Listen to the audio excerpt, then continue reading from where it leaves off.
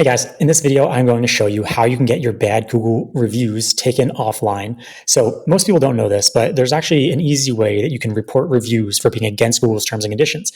And Google over the last year has actually really improved on automatically finding these bad reviews that are against their terms and conditions, and not even publishing them in the first place. But if ones get by their AI tracker, you can actually go and report it. So what I did here was brought up a couple of reviews. And I'm going to show you why you can get them taken down. And also how to do it. And I want to also mention that getting a bad review from time to time is actually not the end of the world. We actually checked thousands of Google business profiles and millions of data points on them to see what helped businesses rank higher, and actually found that a 4.8 and a 4.9 actually ranks higher than a 5 out of 5. So you don't need to pay hundreds or thousands of dollars to get your reviews taken down from services that offer that. If it's not so bad, consider leaving it up. But either way, you're going to want to respond to all of your negative reviews in a very polite way. All right, so let's jump into it. But if you don't want to miss future videos about how you can get more customers for your local business, then be sure to subscribe to the channel and like the video. And if any questions come up as we go, just put them in the comment section below and I'll answer them within 24 hours. All right, so the first review we're going to look at is for this mechanic, where this person left them a 1-star rating 4 months ago and said, TLDR, Ike is a shady guy that will tack on unspoken fees after servicing your car. Do not recommend coming here. All right, so right off the bat, Alice is attacking someone named Ike. And lucky for this business, all that they need to do is say that Alice is bullying Ike here, because you're not actually allowed to call out individual people. Although if you look here, you can see that 31 reviews are mentioning Ike. So let's say that you want to try to get these taken down. What you would do is click on this button here, say report review. And then Google is going to bring up a list of options of why you can go and request these to be taken down. And look, you can do this as much as you want, but it's not a guarantee that Google will take them down. But the more people that do this, the better odds it'll be that they listen. And so if you have coworkers, friends, and family that can also report a review for being against Google's terms, it will help improve your odds of getting removed. And also, if you are a local guide on the Google platform, meaning you contribute a lot to Google Maps, then they will take your reports more seriously.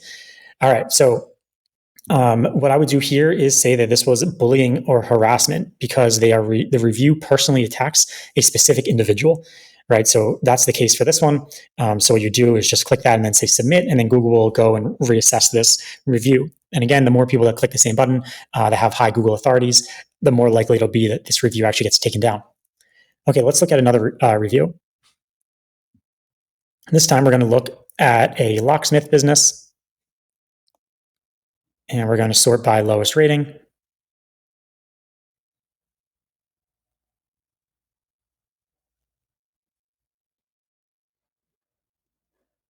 Okay, looks like Google doesn't want to load.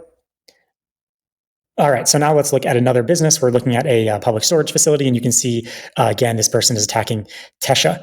And so you want to just think that if someone is going to attack your business, if they do attack somebody by name, you have an easy way to go and get that review taken down. So here, in this case, you can see this person, you can see there's a name here, so you can always click the names and see all the bad reviews if they are bad based on that person and get them taken down.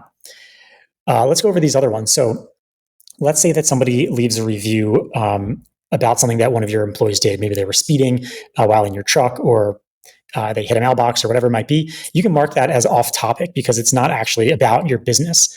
The next is if it's spam. So if anybody mentions their own business in the review, so let's say that you're a locksmith and you went to go and open the door for John's shoe shining, and John's shoe shining mentions their own business in that bad review, saying, I locked myself out of Joe's shoe shining and I need to get in right away because I had a lot of customers. What you could do is mark it as spam, saying that they're trying to promote their own business. The next is conflict of interest. If you think that the business is your competitor, you can mark it as this, but this one's very hard to prove. I've rarely seen this one work. Profanity. So if somebody mentions something inappropriate, you can try to get this one taken down. The next one is discrimination or hate speech, and this one's pretty rare to get past Google's like AI filters. But if you see something that mentions like an individual group of people or religion, then of course flag it for that.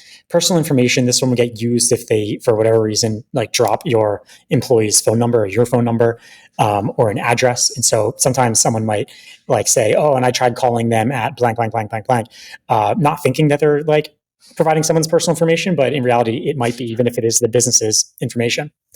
And then lastly is not helpful. Sometimes someone just leaves a review that just is not helpful, and you can try to flag it as that. But if you have like a lot of bad reviews that are coming in and you want a way to automate this, then you might want to check out this automated platform that we have called Paige.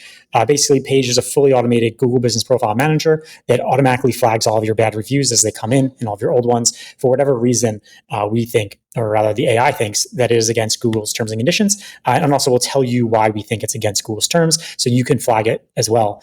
If you don't need a full manager and you just need help with reputation management, then you can always just use the review software that we offer, which includes this feature and so much more. So hopefully this video comes in handy when you get those inevitable bad reviews. And if you do, don't forget, a bad review every now and then might actually help you rank higher. If you thought this video was helpful, then please hit the like button, subscribe, and ask your questions below. Thank you.